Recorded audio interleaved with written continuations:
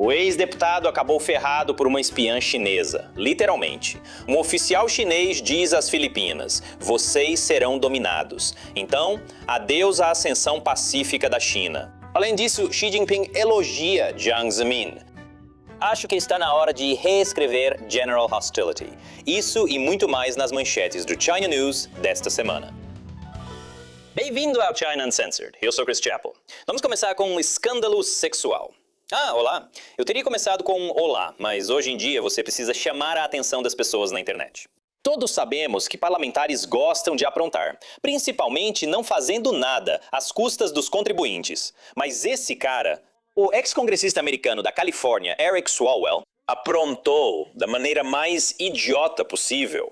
Teve relações sexuais várias vezes com uma espiã chinesa chamada Fang Fang. Eu já falei sobre isso antes. Esse escândalo já estourou mais vezes do que a Britney Spears. Mas como eu não tinha provas suficientes, sempre parei antes de afirmar abertamente o que todo mundo suspeitava. Que Fang Fang tinha armado uma armadilha de sedução para Swalwell. Para colocar de forma mais elegante, Fang Fang Bang Bang. Que classe, New York Post. Mas agora, graças a documentos do FBI recentemente desclassificados, todo mundo sabe a verdade. A verdade crua, fascinante e um pouco assustadora. Fang Fang, também conhecida como Christine Fang, estava no radar do FBI há mais de uma década. E se ela tentou seduzir mulheres, imagino que estava no gaydar do FBI. Eles têm isso, sabia? A história toda é insana. Então agora eu apresento a vocês a saga Fang Fang Bang Bang. Não tenho certeza em qual fase do MCU isso se encaixa. Em 2011, Fang Fang chega à Califórnia vinda da China. Ela se matricula em uma universidade estadual e se torna presidente da Associação de Estudantes Chineses. Ok, isso já é um grande sinal de alerta. Vermelho, literalmente. Logo, ela simplesmente acaba conhecendo Swalwell ao participar de eventos políticos, como este, em outubro de 2012. Na época, ele é tanto procurador adjunto do Condado de Alameda quanto membro do Conselho Municipal local. E também está concorrendo ao Congresso dos Estados Unidos, apesar do fato de parecer que ainda está no ensino médio. Agora, nesse momento, o FBI já havia identificado Fang Fang durante uma operação de vigilância não relacionada a um suposto agente do MSS que se passava por diplomata chinês. Então, eles estavam de olho nela. E eles perceberam que ela estava viajando pelo país para fazer contatos com políticos em ascensão, o que é bem suspeito para uma estudante universitária.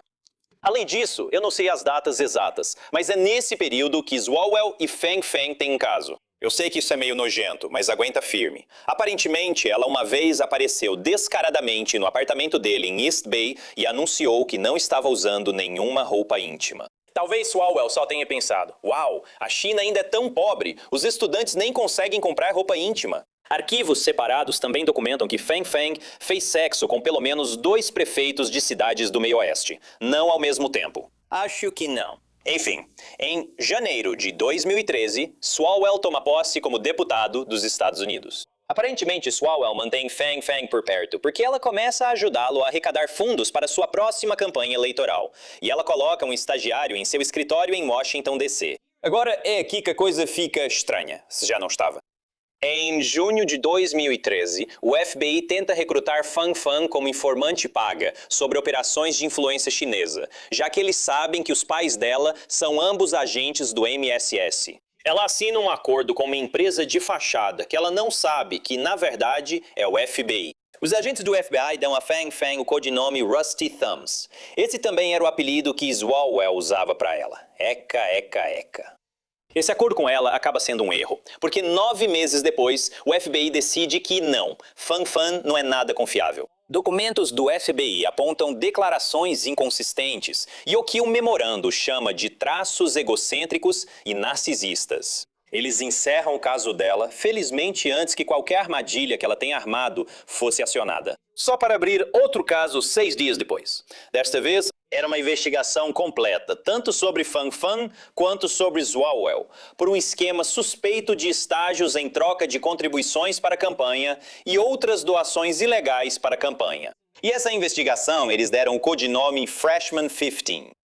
Ou, no caso de Swalwell, os 4,5 do calouro. Mas isso não impede a ascensão política de Swalwell. Em janeiro de 2015, a presidente da Câmara, Nancy Pelosi, nomeou Swalwell para o Comitê Permanente Seleto de Inteligência da Câmara, o que é insano. Ele teve relações sexuais com uma suspeita de agente chinesa, está sob investigação do FBI e agora tem acesso a algumas das informações mais secretas dos Estados Unidos. Se ao menos Pelosi observasse seus indicados com a mesma atenção que observa seus palpites de sorte no mercado de ações. Mas você conhece o ditado, nunca atribua à corrupção o que pode ser apenas um deslize. Não há evidências de que Swalwell ou Pelosi soubessem na época sobre a investigação aberta do FBI ou de que soubessem que Fang Fang estava ligada à inteligência chinesa. 3 meses depois, em abril de 2015, o FBI finalmente faz um briefing com Swalwell sobre Fang Fang e seus supostos vínculos com o Ministério da Segurança do Estado. O que é uma ligação ainda pior de receber depois de transar com alguém do que ouvir, ei, você deveria fazer exames.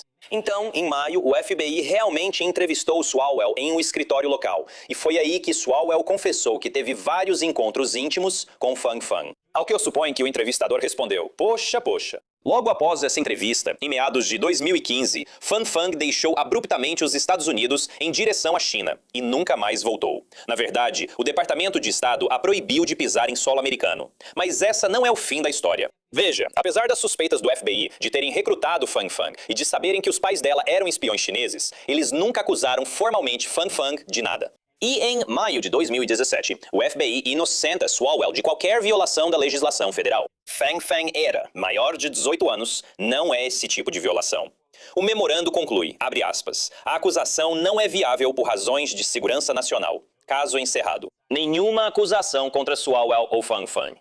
Mas isso também não é o fim. Sim, essa história tem mais finais falsos do que o retorno do rei. Em dezembro de 2020, a Axios publica essa reportagem, revelando a história de Fang Fang e Swalwell. É a primeira vez que isso vem a público. E mesmo assim, Swalwell permanece no Comitê de Inteligência da Câmara por mais 2 anos, até que os republicanos assumem a maioria na Câmara e o expulsam. Nancy, eu estou implorando, tire os olhos do mercado de ações por 2 segundos. Mas Swalwell mantém sua cadeira no Congresso e tem ambições maiores. Em março de 2026, sim, há apenas alguns meses, ele estava concorrendo ao cargo de governador da Califórnia e estava na liderança. E então tudo desmorona. Em abril, Swalwell renuncia abruptamente ao Congresso e à corrida para governador. Por causa da Fang Fang? Não. Por causa de um escândalo totalmente separado e sem relação, envolvendo alegações de má conduta sexual com funcionárias e outras mulheres. Eu diria que, pelo menos, elas não eram espiãs, mas ele supostamente era um assediador sexual, então nem posso dizer que isso é uma melhora.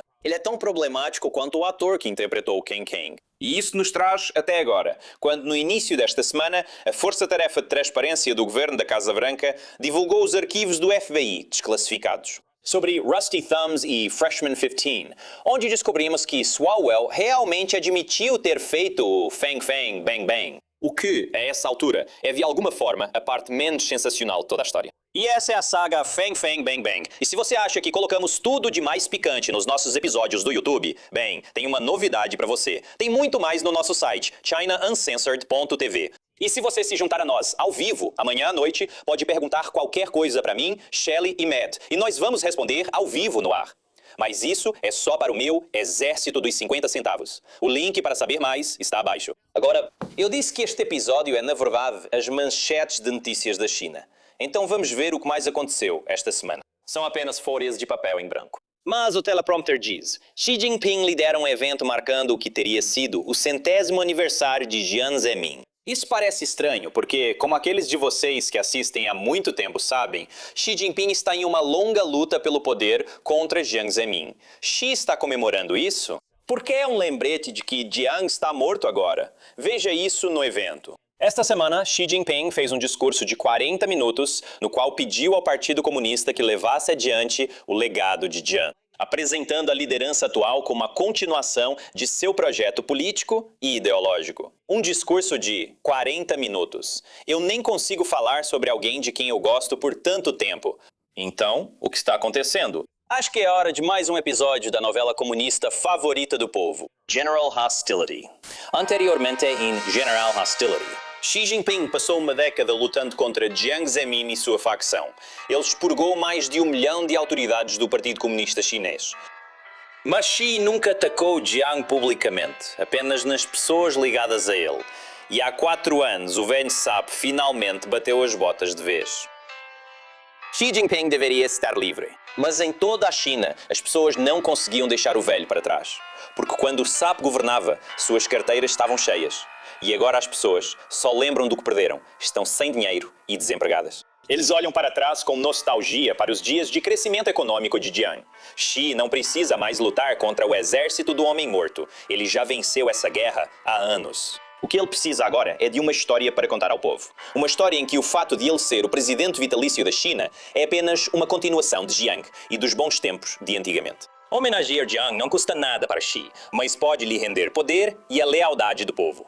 Este episódio de General Hostility é patrocinado pela moeda comemorativa de Jiang Zemin, emitida pelo Banco Popular da China. É real, pode conferir. Além disso, no discurso de Xi Jinping, ele mencionou algo incomum. No final da primavera e início do verão de 1989, uma grave perturbação política ocorreu na China. Essa grave perturbação política parecia assim, depois assim, depois assim e depois assim. Então é estranho que ele tenha mencionado aquilo que todo mundo deveria esquecer, né? Então Xi Jinping disse isso.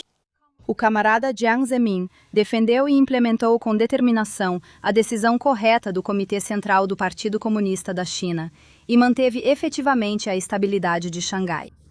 Agora faz sentido. Xi está dizendo que se o povo chinês tentar fazer esse tipo de coisa de novo, vai acabar assim ou assim. Na China, nunca atribua a um deslize o que provavelmente é apenas corrupção. Mas não se preocupe, a China é uma nação pacífica.